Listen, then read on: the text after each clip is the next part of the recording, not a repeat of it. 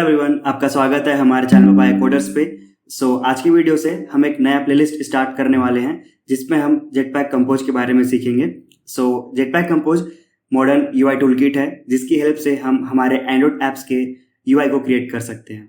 ठीक है, इससे पहले हमारे पास था XML एक्सटेंसिबल मार्कअप लैंग्वेज जिसका हम यूज करते थे यूआई क्रिएट करने के लिए। बेसिकली हमारे पास दो सेपरेट फाइल्स होती थी। एक तो हमारा XML फाइल होता था जहाँ पे हम different layouts like linear layout, constant layout, relative layout और इमेज व्यूज, टेक्स्ट व्यूज, इन सब का यूज करके यूआई क्रिएट करते थे। ठीक है, और जो भी हम यूआई क्रिएट करते थे XML में, उनमें जो भी यूजर इंटरेक्शंस होगा, इवेंट्स होगा, उनको हैंडल करने के लिए हमारे पास एक्टिविटी फ्रेगमेंट्स में हम जावा या फिर कोटलिन का हेल्प यूज करते थे उन यूजर इंटरेक्शंस को हैंडल करने के लिए। ठीक है, अब ये जो जेटपैक कंपोज है ये फुली कोटलिन में लिखा गया है। तो जो भी हम बेसिक कोड लिखते हैं कोटलिन के साथ में, ठीक है, अब हम कोटलिन में ही हम यूआई भी क्रिएट कर सकते हैं। ठीक है, इसमें कंपोजेबल फंक्शंस का कॉन्सेप्ट होता है। तो ये हमारे नॉर्मल फंक्शंस ही होते हैं, बट जैसे ही हम किसी फंक्शन को एनोटेट कर देते हैं कंपोजेबल के साथ में, तो वो जो फंक्शन होता है वो रिस्पॉन्सिबल हो जाता है यूआई को क्रिएट करने के लिए।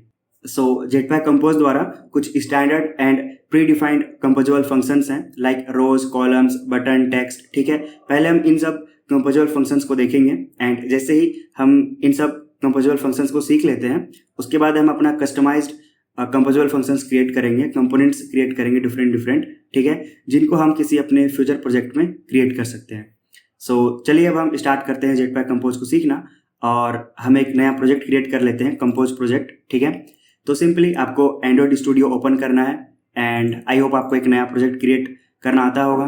ठीक है, सिंपली आपको न्यू पे क्लिक करना है, न्यू प्रोजेक्ट, एंड अब यहाँ पे by default empty activity compose वाला सिलेक्टेड होकर आता है। ठीक है, पहले यहाँ पे ये जो व्यूज एक्टिविटी है ये आता था। ठीक है, बट अब यहाँ पे एंड्रॉइड स्टूडियो को रिकमेंड करता है कि हम जेटपैक कंपोज के साथ में ऐप क्रिएट करें। ठीक है, अब यहाँ पे हम नेक्स्ट पे क्लिक करेंगे। यहाँ पे आपको एक प्रोजेक्ट का नेम देना है। ठीक है, मैंने यहाँ पे पहले ही प्रोजेक्ट क्रिएट कर लिया है। ठीक है, कंपोज प्लेलिस्ट के नेम से, तो मैं एक नया प्रोजेक्ट नहीं क्रिएट करने वाला हूँ। ठीक है, आप जैसे ही एक नया प्रोजेक्ट क्रिएट करेंगे आपको ऐसा कुछ स्ट्रक्चर देखने को मिलेगा। ठीक है, इसमें मेन अपने को जो देखना है वो है अपना ये वाला पैकेज। ठीक है, तो इसमें एक नया पैकेज अपने को देखने को मिलता है यूआई, जिसके अंदर एक नया पैकेज है अगेन थीम, और इसके अंदर 3 फाइल्स हैं, कलर, थीम एंड टाइप। ठीक है, तो अगर हम व्यूज वाला कोई प्रोजेक्ट क्रिएट करते हैं तो उसमें ये वाला देखने को नहीं मिलता है। ठीक है, इंस्टेड अपने को यहाँ पे लेआउट का एक फाइल देखने को मिलता है, उसके अंदर हम हमारे लेआउट को रखते हैं। ठीक है, बट अब यहाँ पे इस थीम पैकेज के अंदर में 3 फाइल्स हैं, कलर, जिसके अंदर में हम लोग डिफरेंट कलर से यहाँ पे जो भी कलर का हैश कोड होता है वो यहाँ पे डिफाइन करके हम हमारे प्रोजेक्ट्स में यूज कर सकते हैं। ठीक है, थीम वाले फाइल में यहाँ पे एक प्री डिफाइंड थीम है। ठीक है, इन सबको हम चेंज करके देखेंगे कि किसको चेंज करने पे हमारे ऐप में क्या डिफरेंस आता है। ठीक है, इसको हम आगे देखेंगे।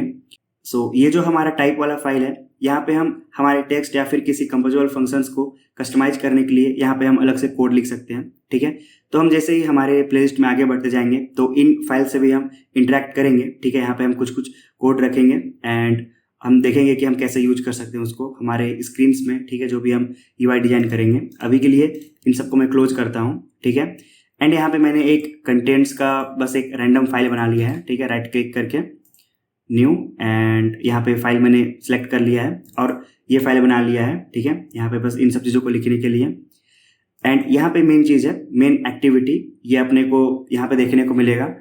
तो अभी मैं 2024 में ये प्लेलिस्ट क्रिएट कर रहा हूँ, तो अगर आप मान लो बाद में देख रहे हो, ठीक है, कुछ महीनों बाद या कुछ साल बाद, तो यहाँ पे आपको बहुत सारी चीज़ें ना चेंज दिखेंगी। ठीक है, सेम कोड आपको देखने को नहीं मिलेगा, कुछ बहुत सारी चीज़ें हो सकती हैं कि रिमूव हो जाएं, बहुत सारी चीज़ें यहाँ पे ऐड हो सकती हैं। ठीक है, तो यहाँ पे सबसे पहले तो अपना मेन एक्टिविटी।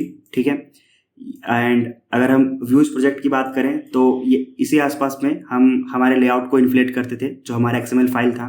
ठीक है, एंड उसको फिर व्यू बाइंडिंग वगैरह यूज करके या फिर फाइंड व्यू आईडी ये सब यूज करके हम इंटरेक्ट करते थे हमारे यूआई के साथ में। ठीक है, अब यहाँ पे ये सेट कंटेंट है, इसके अंदर में हमारे कंपोजेबल फंक्शंस हैं। ठीक है, तो यहाँ पे आप देख सकते हो जो भी ग्रीन कलर में दिखेगा ना वो हमारे कंपोजेबल फंक्शंस होते हैं। ठीक है, तो वैसे यहाँ पे स्ट्रिंग भी यहाँ पे ग्रीन कलर में है, बट ये कंपोजेबल फंक्शन नहीं है, ठीक है।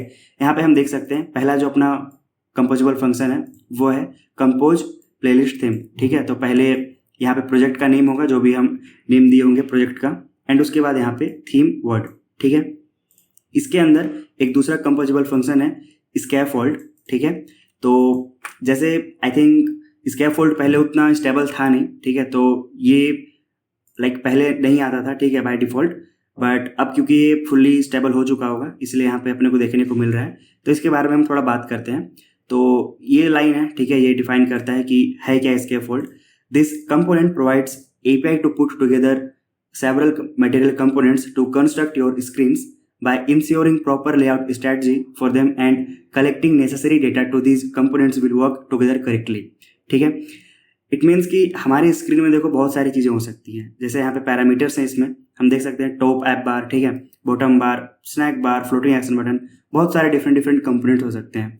तो उन्हीं को एफिशिएंटली हमारे स्क्रीन में शो करने के लिए, हैंडल करने के लिए ये स्कैफोल्ड एक कंपोजेबल फंक्शन है, एक एपीआई है, ठीक है। तो ये यहाँ पे बाय डिफॉल्ट अपने को यहाँ पे देखने को मिल रहा है, एंड इसी के अंदर हमारे सारे कंपोजेबल फंक्शंस होने चाहिए, ठीक है। ऐसा यहाँ पे लिखा गया है, ठीक है। वैसे मैं इस पर एक अलग सा वीडियो बनाऊंगा, ठीक है, जहाँ पे हम बात करेंगे स्कैफोल्ड के ऊपर में, ठीक है। तो अभी इसको हम क्लोज करते हैं। अब इस स्कैफोल्ड के अंदर में हम यहाँ पे देख सकते हैं मॉडिफायर पास हुआ है, ठीक है। तो जैसे एक्सएमएल में हम साइज वगैरह प्रोवाइड करते थे हमारे इमेजेस को, टेक्स्ट को, ठीक है, तो वो सब चीज़ें हम मॉडिफायर की हेल्प से करते हैं। साइज वगैरह देना, ठीक है, हाइट वगैरह देना, विड्थ वगैरह देना, तो वो सब सारी चीज़ें मॉडिफायर की हेल्प से होती हैं। इसको भी हम डिटेल में देखेंगे, ठीक है। इसके अंदर एक इनर पैडिंग है जो अपने को प्रोवाइड करना होता है, ठीक है। अभी इसको हम स्किप करते हैं। अब यहाँ पे एक कंपोजेबल फंक्शन है ग्रीटिंग्स, ठीक है। तो ये वाला नीचे में है, ठीक है, कंपोजेबल फंक्शन। यहाँ पे हम देख सकते हैं कुछ पैरामीटर्स यहाँ पे बाय डिफॉल्ट रखा गया है, नेम एंड यहाँ पे मॉडिफायर, ठीक है। मॉडिफायर को एक इनिशियल वैल्यू प्रोवाइड किया गया है, बट नेम को कोई भी वैल्यू प्रोवाइड नहीं किया गया, इसीलिए यहाँ पे अपने को नेम प्रोवाइड करना पड़ा, ठीक है। एंड नेम में हमने क्या पास किया है, एंड्रॉयड। अब इस ग्रीटिंग कंपोजेबल फंक्शन के अंदर में दो चीज़ें हैं, एक तो अपना टेक्स्ट, ठीक है, कंपोजेबल फंक्शन, एंड दूसरा है बटन। तो ये जो हमारे टेक्स्ट एंड बटन है, ये दो स्टैंडर्ड बोल सकते हैं, फिर प्री डिफाइंड कंपोजेबल फंक्शंस हैं, ठीक है। तो इनके बारे में हम डिटेल में देखने वाले हैं। एंड यहाँ पे नीचे में अगेन एक कंपोजेबल फंक्शन है, बट यहाँ पे एक इंपॉर्टेंट एनोटेशन है प्रीव्यू, ठीक है। तो जो भी हम कंपोजेबल डिफाइन करेंगे, जैसे मैंने बोला कि जो भी कंपोजेबल फंक्शन है वो अल्टीमेटली एक यूआई का पार्ट है, मतलब यूआई को शो करेगा, क्रिएट करेगा, ठीक है। तो अगर उसको अपने को देखना है तो उसके लिए हम यहाँ पे प्रीव्यू एनोटेशन का यूज कर सकते हैं। सो यहाँ पे टॉप राइट में यहाँ पे 3 ऑप्शंस हैं, ठीक है। पहला कोड के लिए, दूसरा यहाँ पे स्प्लिट करने के लिए। तो जैसे स्प्लिट पे हम क्लिक करते हैं तो जिस भी कंपोजेबल फंक्शन पे हमने प्रीव्यू वाला एनोटेशन लगाया होगा वो कंपोजेबल फंक्शन अपने को देखने को मिलेगा, ठीक है। तो जैसे ये ग्रीटिंग प्रीव्यू है, ये यहाँ पे देखने को मिल रहा है, एंड ग्रीटिंग प्रीव्यू के अंदर में यहाँ पे हम देख सकते हैं क्या है, मतलब पहले तो अपना थीम है, ठीक है, जो भी स्टैंडर्ड थीम है, इसको हम यहाँ से रिमूव भी कर सकते हैं। इसके अंदर है हमारा ग्रीटिंग वाला कंपोजेबल फंक्शन जो यहाँ पे ऊपर में था, ठीक है। यहाँ से इसको हमने कॉल किया है और पास हमने क्या किया है, एंड्रॉयड नेम, ठीक है। एंड यहाँ पे हमने बस नेम पास किया है क्योंकि यही यहाँ पे एक रिक्वायर्ड आर्गुमेंट है, ठीक है। बाकी तो मॉडिफायर में एक इनिशियल वैल्यू दे दिया गया है, ठीक है। अब इसके अंदर देख सकते हैं हम text and button 2 composable function है, तो वही यहाँ पे अपने को देखने को मिल रहा है। अब यहाँ पे ये एक के ऊपर एक क्यों है, जैसे नीचे में हम देख सकते हैं हेलो एंड्रॉयड है एंड ऊपर में यस वाला बटन है। तो अभी यहाँ पे हमने कोई लेआउट यूज नहीं किया है, ठीक है। जैसे मान लो अगर एक्सएमएल में होता तो हम लीनियर लेआउट यूज करते थे, फिर उसको वर्टिकल या फिर हॉरिजॉन्टल ओरिएंटेशन वगैरह देते थे। तो सेम चीज़ हमारे कंपोजेबल फंक्शन में है, कॉलम, रोज, ठीक है। तो अगर मैं इन दोनों कंपोजेबल फंक्शन को एक कॉलम के अंदर रख देता हूँ तो पहले अपना एक टेक्स्ट आएगा, ठीक है, एंड इसके नीचे में हमारा यस वाला बटन आएगा, ठीक है। तो ठीक है, इसके बारे में तो हम अच्छे से बात करेंगे आगे में, है ना। बस अभी मैं आपको ये सब चीज़ें दिखा रहा हूँ कि जो हमारे कंपोजेबल फंक्शंस होते हैं वो अल्टीमेटली यूआई को क्रिएट करते हैं, ठीक है, जो भी हम कंपोजेबल फंक्शन रखे हैं उसके बिहाफ पे। एंड अगर उन कंपोजेबल फंक्शंस को अपने को देखना है तो यहाँ पे एक एनोटेशन होता है प्रीव्यू वाला, ठीक है। एंड यहाँ पे हम देख सकते हैं show background true A by default है। अगर मान लो इसको मेरे को ये जो ग्रीटिंग प्रीव्यू है इसको एक फ़ोन के लेआउट में देखना है तो उसके लिए यहाँ पे एक है, ठीक है, पैरामीटर शो सिस्टम यूआई, इसको यहाँ पे हम ट्रू कर सकते हैं। ठीक है, इसको अगर मैं ट्रू करता हूँ तो यहाँ पे थोड़ा सा टाइम लगेगा इसको रेंडर होने में। तो यहाँ पे ये रेंडर हो चुका है एंड अब यहाँ पे देख सकते हैं एक फ़ोन का स्क्रीन काइंड ऑफ यहाँ पे देखने को मिल रहा है। सो ये था हमारा मेन एक्टिविटी का कोड। ठीक है, जहाँ पे कुछ कंपोजेबल फंक्शंस हैं। ठीक है, सो अब हम आगे चलते हैं एंड प्रोजेक्ट क्रिएट करने के बाद में यहाँ पे कंपोजेबल फंक्शन वर्किंग। तो यहाँ पे जैसे हमने देखा कि ये जो हमारा फंक्शन है एक नॉर्मल सा फंक्शन ही है। ठीक है, जहाँ पे हमने कुछ यहाँ पे पैरामीटर्स रखे हैं और इसकी बॉडी में हमने कंपोजेबल फंक्शंस रखे हैं जो प्री डिफाइंड है, जो स्टैंडर्ड है। ठीक है, और ये क्या काम करते हैं, ये कुछ काम नहीं करते हैं। यहाँ पर भी हम अगर हम इस टेक्स्ट वाले कंपोजेबल फंक्शन में चलें, ठीक है, तो यहाँ पे मैंने कंट्रोल पे क्लिक किया और अगर हम इस पे जाते हैं तो देख सकते हैं अगेन ये एक फंक्शन है। ठीक है, यहाँ पे ये सारे पैरामीटर्स हैं। इसमें बस ये जो टेक्स्ट है ये अपने को मैंडेटरी है कि अपने को प्रोवाइड करना ही पड़ेगा। बाकी जो भी यहाँ पे इस टेक्स्ट का कलर होगा, साइज होगा, कुछ यहाँ पे वैल्यू यहाँ पे इनिशियल दे दिया गया है। ठीक है, तो अल्टीमेटली ये एक बस फंक्शन है, इसको हम कुछ आर्गूमेंट अप्लाई करेंगे। टेक्स्ट है तो टेक्स्ट को शो करेगा, बटन है तो उस पर क्लिक, ठीक है, एंड उस बटन पे कौन सा टेक्स्ट शो करना है तो उसके लिए अगेन अपने को एक कंपोजेबल टेक्स्ट पास करना होगा। ठीक है, कि उस बटन पे अपने को कौन सा टेक्स्ट शो करना है। ठीक है, तो सिंपल है कि जो हमारे कंपोजेबल फंक्शन है उसमें अपने को बस पैरामीटर्स पास करने हैं। ठीक है, तो ये तो प्री डिफाइंड है, बाद में जब हम अपना क्रिएट करेंगे तो हम देखेंगे कैसे हम पास करेंगे, कैसे हमारे कंपोजेबल कस्टमाइज्ड कंपोजेबल फंक्शंस हम क्रिएट करेंगे। ठीक है, एंड अब इसके बाद आता है रिकम्पोजिशन। ठीक है, तो जैसे मान लो अभी मैं इस प्रोजेक्ट को रन करता हूँ तो फर्स्ट टाइम पे हमारा ये जो प्रोजेक्ट है मतलब कोड है पूरा ये रन होगा। ठीक है, तो इसमें यहाँ से ये रन होना स्टार्ट होगा। ठीक है, पहला अपना ये ग्रीटिंग जो है ये यहाँ पे रन होगा, ये वाला पहला कंपोजेबल फंक्शन। ठीक है, तो ये फर्स्ट टाइम रन हो गया। नाउ अब मान लो मैं क्या चाहता हूँ कि ये जो अपना टेक्स्ट वाला कंपोजेबल फंक्शन है जो यहाँ पे हेलो एंड्रॉइड मान लो शो कर रहा है। ठीक है, अब मैं क्या चाहता हूँ कि ये same text composable function hello world show करे। ठीक है, मतलब मैं कोई दूसरा क्रिएट नहीं करना चाहता, बस यही वाला जो टेक्स्ट कंपोजेबल है ये हेलो वर्ल्ड शो करे। ठीक है, तो क्या करना होगा कि ये जो मेरा फंक्शन है कंपोजेबल फंक्शन है इसको मेरे को हेलो वर्ल्ड पास करना होगा। ठीक है, या फिर मोर प्रिसाइजली मेरे को ये बोलना चाहिए कि मेरे को एक नेम पास करना होगा। ठीक है, वर्ल्ड। तो जैसे मैं वो पास करूंगा तो उस टाइम पे अगेन ये मेरा फंक्शन रन होगा। ठीक है, तो उसी को हम बोलते हैं रिकम्पोजिशन। मतलब एक कंपोजेबल फंक्शन था अपना, उसको फर्स्ट टाइम हमने रन किया। Now with the different value अगर हम किसी कंपोजेबल फंक्शन को दोबारा से रन करते हैं सो वही होता है रिकम्पोजिशन। ठीक है, सो ये जो रिकम्पोजिशन है ये ऑटोमेटिकली होता है। कैसे होता है, ठीक है, वो सब हम बात करेंगे। स्टेट का खेल होता है सारा। ठीक है, हम एक स्टेट डिफाइन करते हैं और ये जो भी हमारे कंपोजेबल फंक्शंस हैं वो एक स्टेट को ऑब्जर्व कर रहे होते हैं। जैसे ही स्टेट चेंज होता है हमारे जो कंपोजेबल फंक्शंस हैं वो रिकम्पोज हो जाते हैं। ठीक है, सो अब इसके बाद हम आगे चलते हैं एंड यहाँ पे कुछ इंपॉर्टेंट पॉइंट्स हैं जो मैंने ऑफिशियल डॉक्यूमेंटेशन से लिया है। ठीक है, इसमें सबसे पहला पॉइंट है composable functions can execute in any order. Now अब इसका मतलब क्या है कि मान लो जो हमारे नॉर्मल फंक्शंस होते हैं। ठीक है, यहाँ पे मैं कुछ फंक्शंस लिखता हूँ, फन ऐड।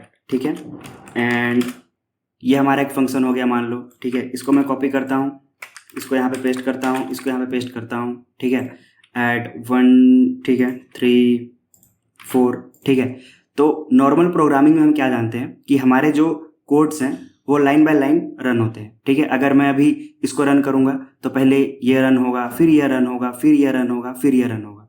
ठीक है, ऐसा नहीं होगा कि पहले ये रन हो गया फिर ये रन हो गया, ऐसा नहीं होगा, लाइन बाय लाइन रन होगा। ठीक है, बट अगर मान लो इसी को मैं यहाँ पे एनोटेट कर देता हूँ कंपोजेबल फंक्शन के साथ में। ठीक है, तो अब यहाँ पे अच्छा बस इसको करने से कुछ नहीं होगा, मान लो इसको भी मैं करता हूँ। ठीक है, एंड सारे को यहाँ पे मैं कंपोजेबल के साथ में एनोटेट एक बार कर देता हूँ। ठीक है, सो अब यहाँ पे जैसे ही मैंने इन फंक्शंस को क्या बोल दिया, कंपोजेबल फंक्शंस बोल दिया, तो यहाँ पे मैं ये गारंटी नहीं दे सकता हूँ कि ये जो फंक्शंस हैं ये अभी भी ऑर्डर में रन होंगे। मतलब पहले ये होगा, फिर ऐड 2 होगा, फिर ऐड 3 होगा, फिर ऐड 4 होगा, नहीं। अब जब क्योंकि ये कंपोजेबल फंक्शंस हैं तो हो सकता है कि पहले ऐड 3 रन हो गया, फिर हो सकता है कि ऐड 2 रन हो गया। ठीक है, फिर ऐड 4 हो गया, ये हो सकता है, मतलब ऑर्डर यहाँ पे प्री डिफाइंड नहीं है, ठीक है। कंपोजेबल फंक्शंस किसी भी ऑर्डर में रन हो सकते हैं, ठीक है। तो ये इस पॉइंट का मतलब था। इसको अभी यहाँ से मैं रिमूव करता हूँ एंड एक मिनट, रिमूव नहीं करते हैं, हम चलते हैं दूसरे पॉइंट पे। एंड दूसरा पॉइंट क्या बोल रहा है, composable functions can execute in parallel, ठीक है। मतलब ये जो हमारे चारों फंक्शन है कंपोजेबल फंक्शंस, ये यहाँ पे पैरेलली भी रन कर सकते हैं, ठीक है। अब ऐसा क्यों, तो जो हमारा कंपोज कंपाइलर है वो क्या चाहता, मतलब वो इस प्रकार से डिजाइन है कि हमारे जितने भी कंपोजेबल फंक्शंस हैं हमारे एक पर्टिकुलर स्क्रीन में, वो ज़्यादा मेमोरी को ऑक्यूपाई ना करें, ठीक है, वो ज़्यादा एक्सपेंसिव ना हो, मतलब एफिशिएंटली चले, ठीक है, स्मूथली चले। इसीलिए जो कंपोज कंपाइलर है वो ऐसा डिजाइंड है कि हमारे जो कंपोजेबल फंक्शंस हैं वो बार बार रिकम्पोज ना हो, ठीक है, और एफिशिएंटली बस लाइक यूएक्स अच्छा हो उसके लिए, ठीक है। सो अब हम आगे नेक्स्ट पॉइंट पर चलते हैं, और नेक्स्ट पॉइंट कह रहा है कि recomposition skips as many composable functions and lambda as possible, ठीक है। तो इसका एग्जांपल हम नेक्स्ट वीडियो में देखेंगे। इसका मतलब बस इतना ही है कि मान लो हमारे एक स्क्रीन है, उसमें बहुत सारे कंपोजेबल फंक्शंस हैं, ठीक है। तो जब रिकम्पोजिशन होगा ना, तो जो रिकम्पोजिशन प्रोसेस है वो ट्राई करेगा कि कम से कम कंपोजेबल फंक्शंस को रन करे, मतलब रिकम्पोज करे, ठीक है। और कैसे कंपोजेबल फंक्शंस को रिकम्पोज करेगा, वो उन्हीं कंपोजेबल फंक्शंस को रिकम्पोज करेगा जिसमें कुछ वैल्यूज, जो कुछ पैरामीटर्स आर्गुमेंट चेंज हुए हैं, ठीक है। तो इसका जो एग्जांपल है वो हम नेक्स्ट वीडियो में देखेंगे, ये पॉइंट क्लियर हो जाएगा, ठीक है। फोर्थ पॉइंट है recomposition is optimistic and may be cancelled, ठीक है। तो इसका क्या मतलब है, मान लो ये अपना एक कंपोजेबल फंक्शन है, मान लो क्या है तो है ही, ठीक है। यहाँ पे हमने पहले क्या पास किया था, हेलो एंड्रॉयड, ठीक है। अब मैंने दोबारा इसको मान लो पास किया हेलो वर्ल्ड। अब हेलो वर्ल्ड के लिए ये अगेन अपने आप को रन करेगा, मतलब रिकम्पोज होगा, ठीक है। अब जब ये हेलो वर्ल्ड को शो करने के लिए रिकम्पोज हो रहा है ना, उसी टाइम पे मान लो मैंने इसको पास कर दिया हेलो पपाया कोडर्स, ठीक है। मतलब हेलो वर्ल्ड वाला रिकम्पोजिशन कंप्लीट हुआ भी नहीं था और एक नया टेक्स्ट आ गया इस कंपोजेबल फंक्शन के लिए, ठीक है। तो जो रिकम्पोजिशन है हेलो वर्ल्ड वाला वो रुक जाएगा, और जो हेलो पपाया कोडर वाला होगा वो तुरंत स्टार्ट हो जाएगा, ठीक है। तो ये इस पॉइंट का मतलब है कि जो रिकम्पोजिशन है वो ऑप्टिमिस्टिक है, ठीक है, और कैंसिल हो सकता है, मतलब हो सकता है कि कंप्लीट ही नहीं हुआ है, ठीक है। फिफ्थ यहाँ पे पॉइंट ये है, a composable function might be run quite frequently as often as every frame of an animation, ठीक है।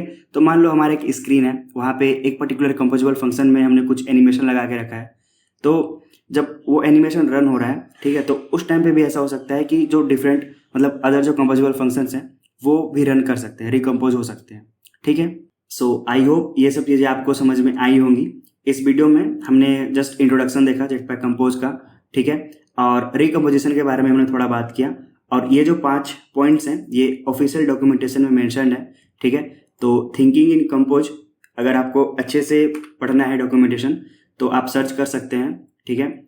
सो आपको जस्ट ब्राउजर पे जाना है और सर्च करना है थिंकिंग इन कंपोज, ठीक है। सो अगर आप चाहें तो इस डॉक्यूमेंटेशन को पूरा आप पढ़ सकते हैं। सो मैं मिलता हूँ आपसे नेक्स्ट वीडियो में। नेक्स्ट वीडियो में हम हमारे जो स्टैंडर्ड कंपोजेबल फंक्शंस हैं, टेक्स्ट, बटन, इन सब चीज़ों को हम देखेंगे, ठीक है, और साथ ही साथ हम स्टेट के बारे में बात करेंगे, ठीक है। सो आई होप आपको ये इंट्रोडक्शन वीडियो जेटपैक कंपोज का पसंद आया होगा। आप इस प्लेलिस्ट में बने रहिए, ठीक है, आपको अच्छे से जेटपैक कंपोज के बारे में सीखने को मिलेगा। मैं आपसे मिलता हूँ नेक्स्ट वीडियो में, तब तक के लिए आप पपाया कोडर्स चैनल को सब्सक्राइब कर लीजिए। Thank you, happy coding.